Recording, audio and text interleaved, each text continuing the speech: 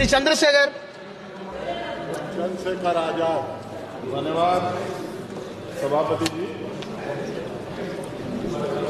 आज हम संविधान की गौरवशाली यात्रा पे जो 75 साल की बात कर रहे हैं, ये इनका काम है। माइक। धन्यवाद सभापति जी। आगे सर, आगे आगे। आज हम संविधान की गौरवशाली यात्रा पे बात करने के लिए चर्चा कर रहे हैं। कल से ये चर्चा चल रही है सर। मैंने बहुत सारे दोनों पक्ष के और जितने भी हमारे मेंबर हैं सुना सर, उनको बड़े बड़े नेता हैं सर। इसके भाग 1 में लिखा हुआ है India that is Bharat, Hindustan नहीं लिखा हुआ है सर। लेकिन सारे नेता संविधान पे चर्चा कर रहे हैं, लेकिन हिंदुस्तान ही कहेंगे, भारत कहने की हिम्मत नहीं जुटा पा रहे। ये बड़ा सवाल है सर कि क्या संविधान के हिसाब से बात रखी जा रही है।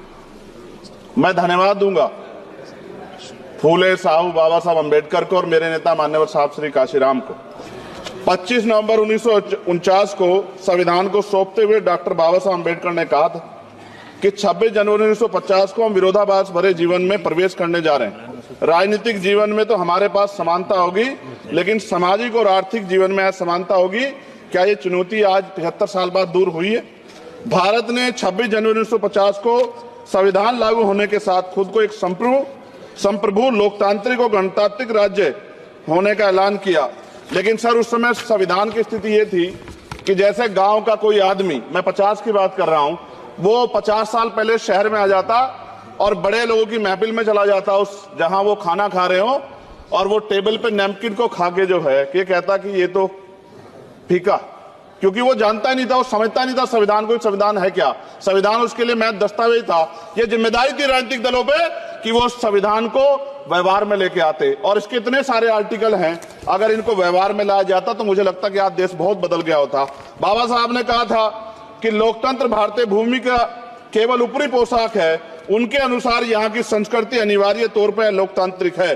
भारत जैसे गरीब और गैर बराबरी वाले देश में संविधान के जरिए छुआछूत खत्म करना, वंचितों के लिए सकारात्मक उपाय करना, सभी वयस्कों के लिए मतदान का अधिकार देना और सबके लिए सम्मान अधिकार तय करना, ये बहुत बड़ी उपलब्धि थी सर। ये संविधान है कि आप वहां बैठे हैं और मैं यहाँ खड़ा होकर अपनी बात रख रहा हूं, और इस देश में आदिवासी महिला के तौर पे जो है राष्ट्रपति बनी है, और प्राइम मिनिस्टर तो नहीं बना, लेकिन शेड्यूल कास्ट के बड़े नेताओं को भी जो है राष्ट्रपति बनने का मौका मिला। इस संविधान की देन, अगर वोट हम पे नहीं होता तो शायद अमीर और जो राजा महाराजा खुद को मानते हैं हमारी गलियों तक नहीं आ पाते, हमारे हाल नहीं जान पाते। आजादी का मतलब सर सिर्फ अधिकार पाना भर नहीं है, इसके लिए हमारे संविधान में सरकार और नागरिकों के अधिकारों के साथ साथ उनके कर्तव्यों का विस्तार से उल्लेख किया गया है। बाबा साहब ने संविधान सभा में दिए गए भाषण में कहा था कि स्वतंत्रता आनंद का विषय है, पर अब हमें अपनी जिम्मेदारियों पर भी ध्यान देना होगा।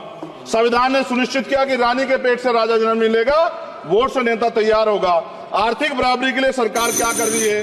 गरीब और गरीब हो रहा है, अमीर और अमीर हो रहा है। सुबह उठते कहीं बम की धमकी मिलती, कहीं दंगे की। ये अमृत काल है सर या धमकी काल है? कितना बढ़ रहा है? आर्टिकल 15 सर, भारत में आज भी घोड़ी चढ़ने बैठते होती है। प्लीज सर, क्या दलितों को यहाँ भी बोलने का इजाजत नहीं है? सर, अगर सबको 4 मिनट दे दो, मुझे दे दो। ये भेदभाव नहीं चलेगा दलितों के साथ। Time is 4 minute. Don't waste. भाई सर, आप चेक करो, अगर सबको 4 मिनट दिए तो आप मना करो, मैं बंद कर देता हूँ इसको। क्या दलितों को सबसे आखिरी में नंबर मिलेगा और बोलने का मौका मिलेगा? क्या मजाक कर रहे हैं सर आप? नो, ये all independent people are having only 4 minutes. You take sir, independent में अपनी पार्टी का मेंबर हूँ सर, और जीत के आया हूँ सर, किसी की दया में नहीं आया। Take 1 minute and finish.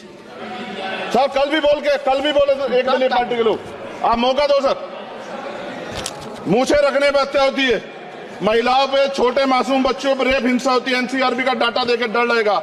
यही 1 किलोमीटर में संविधान को जला गया, और महाराष्ट्र के परभनी में अभी भी संविधान को नष्ट किया गया, उसकी कॉपी को। आर्टिकल 25-26 में संविधान में सभी को धार्मिक आजादी। कहाँ है दलितों की, मुसलमानों की, जैनों की, बौद्धों की, ईसाइयों की? छत्तीसगढ़ में सतनामी समाज को संविधान की अपनी धार्मिक आजादी के आधार पर जो है उनको अपमानित करके जेल में बंद कर दिया। संभल, अजमेर, अयोध्या सब इसका उदाहरण है। ये सरकार आलोचना डरती है। कितने लोग जेल में बंद है? मिरान हैदर, खालिद सैफी, उमर खालिद खान, सिफा खान, गुलफ्शा फातिमा और आजम खान साहब राजनीतिक विरोध में बंद है। सरकार यहाँ बैठी है, सरकार सामाजिक न्याय की बात करती है। बताए कितने दलित मुख्यमंत्री बना रखे आपने? 13 ज्यादा सरकार स्टेट में सरकार है। कितनी महिला मुख्यमंत्री है? आपकी सरकार ने सुप्रीम कोर्ट के आदेश के बाद रिजर्वेशन प्रमोशन में जारी नहीं किया, और ओबीसी को पॉलिटिकल रिजर्वेशन आप देंगे नहीं देंगे, आप बताने का काम करें। मैं 75 साल की गौरव यात्रा में हम एक सभ्य समाज नहीं बना पाए, इसलिए जाति आधार पर SC ST OBC के बच्चों को प्राइमरी स्कूल से लेकर उच्च संस्थानों में भेदभाव किया जाता है। सरकार निरंकुश हो गई, कोई बुलडोजर से कार्रवाई करता है। कल मंत्री जी ने कहा हमने राष्ट्रीय पिछड़ा वर्ग आयोग बनाया, 69 शिक्षक भर्ती में उसकी सिफारिशों को नहीं माना। EWS के जरिए आपने संविधान पे आरक्षण के प्रावधान पे हमला किया। 1 मिनट में खत्म कर रहा हूं सर। संविधान सर, न्यायपालिका में आर्टिकल 124 ये कहता है सर, ये अधिकार जो है, Sanjay sir ji please conclude sir 1 minute में प्लीज संविधान में न्यायाधीशों की नियुक्ति का अधिकार राष्ट्रपति के द्वारा होना चाहिए, अभी तक नहीं हो रही है। All India judicial service commission कब बनेगा? क्या चंद परिवार ही सर जज बन सकते हैं? और आज हम सर, मैं सरकार से सवाल पूछना चाहता हूं सर, सेवाओं में SC ST OBC वर्ग का कितना प्रतिनिधित्व है? भारत सरकार के मंत्रालयों के अधीन PSU में, बैंकों, बीमा कंपनियों में और स्वस्थायी संस्थानों में आउटसोर्स तथा कॉन्ट्रैक्ट पर वर्तमान कार्यरत कर्मचारी कुल कितनी संख्या है? आउटसोर्स और कॉन्ट्रैक्ट में कार्यबल SC ST OBC कितना प्रतिशत है? निजी क्षेत्रों में कार्यरत कर्मचारी उनके SC ST OBC की वर्ग लाभ। सर खत्म कर, लास्ट पॉइंट सर। सर मैं फिर स्पष्ट तौर पर कह रहा हूं सर, यहां बैठे SC और OBC के मेंबर से कह रहा हूं सर, उनको सामाजिक जिम्मेदारी का ध्यान भी रखना चाहिए। पार्टी के प्रति वफादारी के साथ साथ अपने वर्गों के प्रति ईमानदारी भी रखनी चाहिए। ईमानदारी नहीं होगी तो इन वर्गों का भला नहीं हो सकता, और हमें बहुत सरकारों से उम्मीद नहीं है। बहुत बहुत धन्यवाद सर। Thank you.